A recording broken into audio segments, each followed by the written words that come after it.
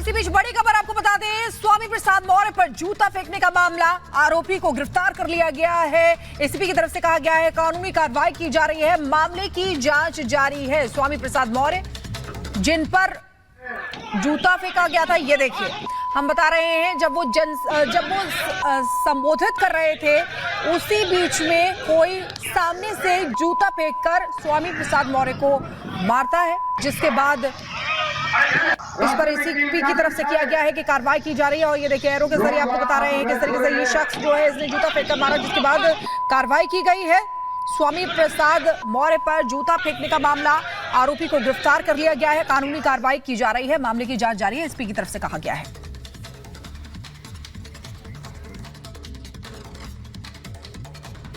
खेड़ा एक गांव है, वहां पे सती मंदिर है, उसमें उनका एक प्रोग्राम था जिसमें धर्मेंद्र धाकरे नाम के एक व्यक्ति ने उनके ऊपर जूता फेंका है। उसको गिरफ्तार कर लिया गया है, कानूनी कार्रवाई की जा रही है। मालूम पड़ता है किस संगठन के लोग हैं? इसकी जांच कर रहे हैं, जैसे ही पता लगेगा बता दिया जाएगा। और अब आपको दिखाते हैं कि कैसे स्वामी प्रसाद मौर्य पर भरी सभा में एक युवक ने जूता फेंका है। एक बार नहीं, दो बार जूता फेंका। हालांकि बाद में पुलिस ने उसे पकड़ भी लिया है, और यह तब हुआ जब आगरा में स्वामी प्रसाद मौर्य एक जनसभा को संबोधित कर रहे थे। पूरी खबर इस रिपोर्ट के जरिए आपको बताते हैं।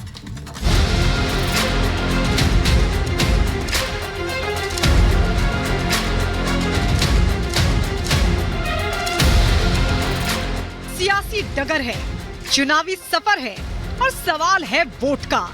तो जनसभा कर जनता से अपील हो रही है, लेकिन अगर पलटकर कोई जूता उछाल दे तो क्या होगा? जो हुआ वो इन तस्वीरों में देखिए। जी हां, सनातन विरोधी बयान देने वाले स्वामी प्रसाद मौर्य पर एक बार फिर जूते से वार हुआ है, और वार हुआ जनसभा के दौरान, वो भी तब जब स्वामी अपनी पार्टी के प्रत्याशी के लिए जनसभा कर रहे थे कि तभी एक युवक ने उछाल दिया जूता। फिर जो हुआ वो आपके सामने है। मामला उस वक्त का है जब आगरा में माता सती मंदिर में स्वामी प्रसाद मौर्य अपनी पार्टी यानी राष्ट्रीय शोषित समाज पार्टी के प्रत्याशी होतम सिंह निषाद के लिए जनसभा कर रहे थे कि तभी भीड़ से उठा एक युवक और स्वामी प्रसाद मौर्य पर दे मारा जूता। वो भी एक नहीं, दो बार। हालांकि इसके बाद पुलिस ने आनन फानन में युवक को पकड़ लिया तो युवक काला कपड़ा दिखाने लगा और योगी के समर्थन में तो स्वामी प्रसाद मौर्य के विरोध में नारेबाजी करने लगा। तो लगे हाथ वहां मौजूद लोगों ने शख्स की पुलिस के सामने ही पिटाई भी की।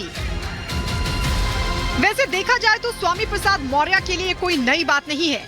इससे पहले भी स्वामी प्रसाद मौर्य पर कभी स्याही तो कभी काले झंडे तो कभी जूते से वार किया जा चुका है।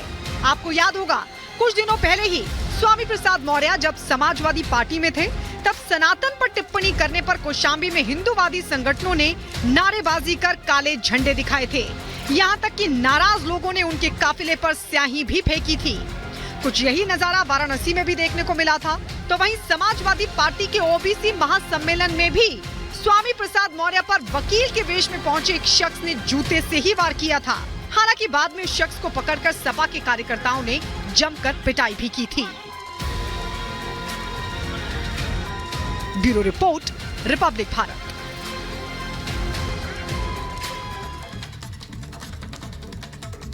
और इसी बीच एक और बड़ी खबर आपको बता दें, रेवंत रेड्डी से मिलेगा आज वेमुला परिवार। ये बड़ी खबर आपको बता रहे हैं। तेलंगाना पुलिस ने आरोपियों को क्लीन चिट दी थी। ये बड़ी खबर आपको बता दें, वेमुला परिवार जो आज रेवंत रेड्डी से मिल सकता है। तेलंगाना पुलिस ने आरोपियों को क्लीन चिट दी थी। परिवार ने पुलिस की क्लोजर रिपोर्ट पर संदेह जताया।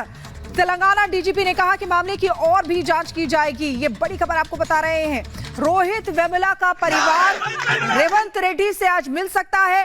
तेलंगाना पुलिस ने आरोपियों को क्लीन चिट दी, जिसके बाद परिवार ने पुलिस की क्लोजर रिपोर्ट पर संदेह जताया है। तेलंगाना डीजीपी ने कहा है कि मामले की और भी जांच की जाएगी। तो ये बड़ी खबर आपको बता दें किस तरीके से रोहित वेमुला सुसाइड केस को लेकर अब वेमुला परिवार जो है वो रेवंत रेड्डी से मिलने जा रहा है, क्योंकि पुलिस ने आरोपियों को क्लीन चिट दे दी थी। तो हैदराबाद यूनिवर्सिटी का छात्र रोहित वेमुला 2016 में आत्महत्या करता है और इसके बाद खूब हाय तौबा भी मची। खुद राहुल गांधी और उनके लॉबी ने इसको लेकर एजेंडा भी चलाया, लेकिन खुद अब देखिए कांग्रेस की सरकार ने अपनी ही सरकार को एक्सपोज कर दिया और दावा किया गया कि क्लोजर रिपोर्ट शामिल कर दी गई है और यह बताया गया कि रोहित वेमुला दलित था ही नहीं, उसने फर्जी तरीके से एससी जाति का प्रमाण पत्र बनाया था और राज खुलने के डर से उसने आत्महत्या कर दी। पूरी खबर आपको इस रिपोर्ट के जरिए बताते हैं।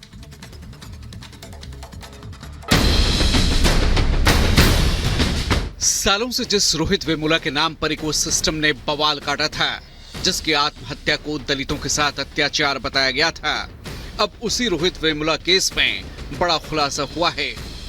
सबसे बड़ा खुलासा ये कि रोहित वेमुला दलित था ही नहीं, और अब सवाल ये भी कि जब वो दलित था ही नहीं तो विपक्ष क्यों उसकी मौत का प्रोपेगेंडा बना रहा था। सुनिए राहुल ने संसद में कैसे उस वक्त रोहित वेमुला का नाम लेकर बयान दिया था। रोहित वेमुला ने पूछा, मैं दलित हूं इसलिए मुझे क्यों मारा जा रहा है, मुझे क्यों कुचला जा रहा है, मुझे क्यों दबाया जा रहा है। यही सवाल पूछा उसने। क्या मेरे लिए हिंदुस्तान में भविष्य नहीं होना चाहिए? और आप लोग क्या करते हो, हिंदुस्तान की सरकार की शक्ति उसके कंधों पे ऐसे दबा देते हो। उसको आपने दबाया और बेचारे ने आत्महत्या कर दी। राहुल रोहित वेमुला केस में बयान दे रहे थे। इतना ही नहीं, साल 2016 के इस सुसाइड केस ने काफी तूल पकड़ा था।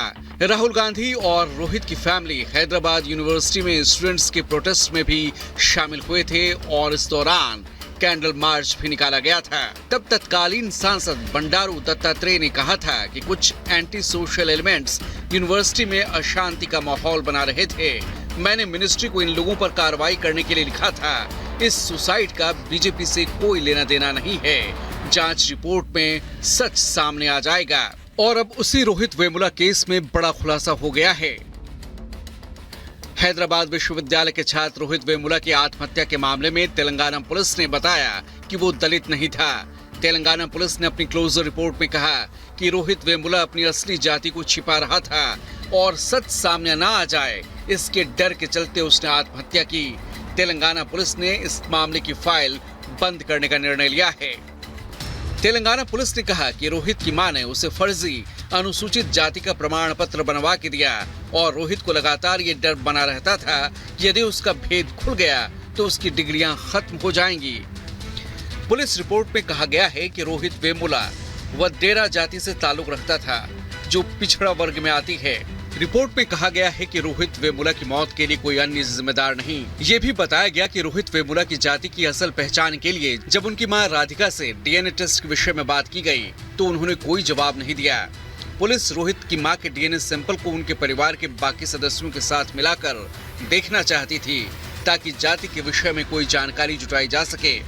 रिपोर्ट में कहा गया है कि रोहित वेमुला पढ़ने से ज्यादा राजनीति पर ध्यान देता था। अब जब कांग्रेस अध्यक्ष मल्लिकार्जुन खड़गे से तेलंगाना में पुलिस की क्लोजर रिपोर्ट के बारे में रिपब्लिक संवाददाता ने सवाल किया तो देखिए कैसे उन्होंने चुप्पी साध ली। बार बार पूछने पर भी आगे जवाब देने की बात कही। खड़गे जी, रोहित वेमुला के ऊपर काफी पॉलिटिसाइजेशन हुआ था। कांग्रेस पार्टी ने भी इसको काफी बड़ा मुद्दा बनाया था। अभी हाल ही में जो क्लोजर रिपोर्ट आई है उसमें उन्होंने उनको एक्सोनरेट किया है। पर सर कांग्रेस ने भी ये मुद्दा उठाया था। सर